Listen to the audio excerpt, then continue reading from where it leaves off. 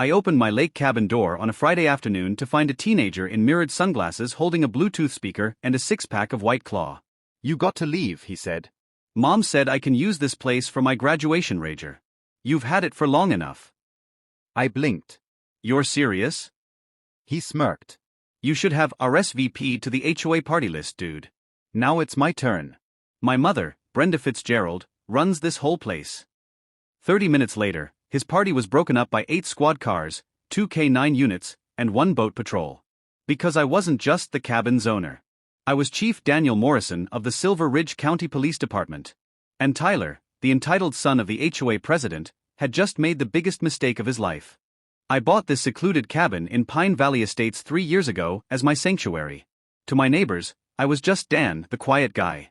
I managed to stay off Brenda Fitzgerald's radar until Tyler discovered my cabin and decided it was the perfect venue for his senior send-off. Brenda escalated quickly.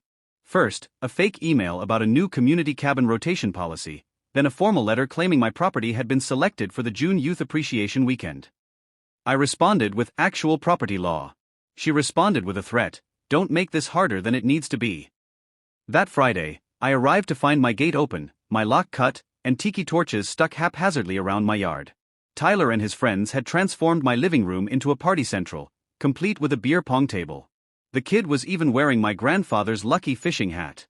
I stepped onto the porch and made the call, "Hey Richardson, it's Morrison.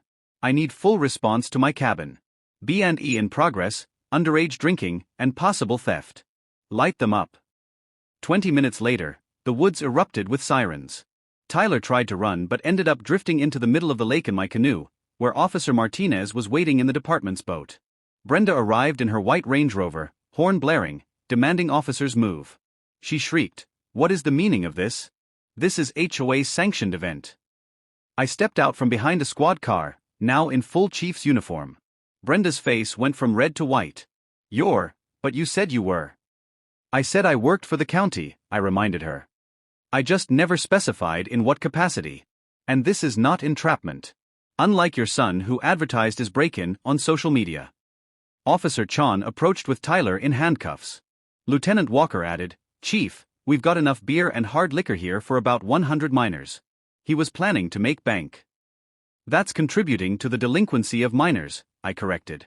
"And since you knew about it and facilitated it, that makes you an accessory.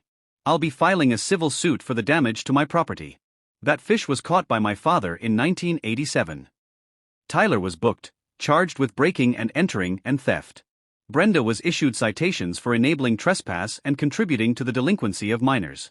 At the emergency HOA meeting the next day, which I attended in uniform, Robert Jameson, a retired attorney, moved for a discussion of the president's criminal activities. Brenda tried to fight, but the neighbors shared their own stories of her overreach. The vote to remove her was swift and unanimous. But the real blow came from the forensic audit of the books. Brenda had been disguising spa weekends as vision board retreats, and had stolen $47,000 over 3 years. She was hit with embezzlement charges, a Class D felony. At her arraignment, the judge was not impressed. "Mrs. Fitzgerald, you stole $47,000. That's not a misunderstanding.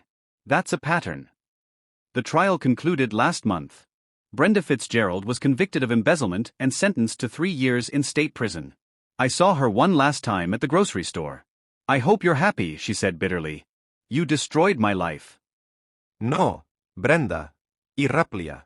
"You destroyed your life with your choices. I just refused to be one of your victims." She quietly whispered, "My lawyer says I'm looking at 5 years." The entitled HOA president who tried to steal my cabin is now learning about property rights the hard way, from a 6x8 cell.